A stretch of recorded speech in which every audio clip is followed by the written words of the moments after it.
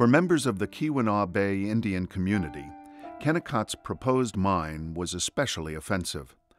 The Yellow Dog Plains is home to Eagle Rock, a spiritual place located on state lands where Ojibwe people come to pray and worship.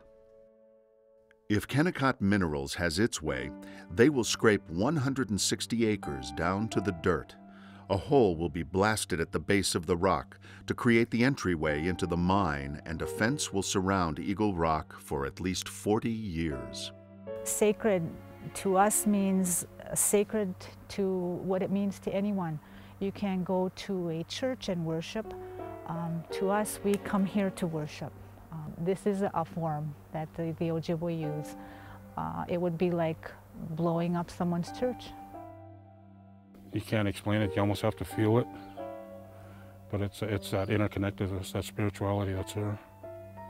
To me, that's what the sacred part is it's connected to everything around here, Mother Earth.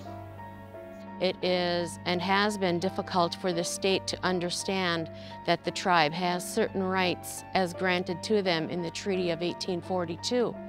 This treaty is a legal document that was adopted between the Ojibwe and the United States of America.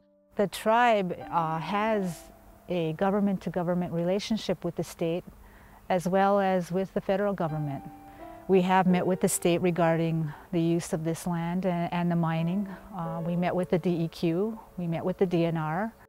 Native Americans organized a rally on the steps of the state capitol. Since July of 2004, these Native people have used every opportunity at their disposal to plead for the protection of their sacred land. Still, it seems their pleas have fallen on deaf ears. I've not really heard their full argument on Eagle Rock, and I've read the accounts, but I'm not aware of their total history with that, so it's a very difficult question to balance out. Although the law requires an assessment of whether mining will impact places of worship, court testimony reveals that DEQ Mining Review Team Coordinator Joe Mackey said he was aware of the tribal position, but had no knowledge of any culturally significant review at Eagle Rock. Asked specifically if he or anyone from the DEQ had asked for a review by the proper state officials, he said they had not. Instead, it appeared that state officials were getting their information about the cultural significance of the site from another source, Kennecott attorneys. In an email from Mackey's supervisor, Steve Wilson, to a lawyer retained by Kennecott, Wilson asks, "What is the background or likely impact of the Indian treaties and land access rights issues? Most importantly, will they be able to play a trump card that could kill the Kennecott Eagle project?" I don't understand who they're for, Kennecott or the people. I mean, it's a government agency. They're to represent the people's interests, and that includes our interests up here. We're not going to have access to this area for 30 or 40 years.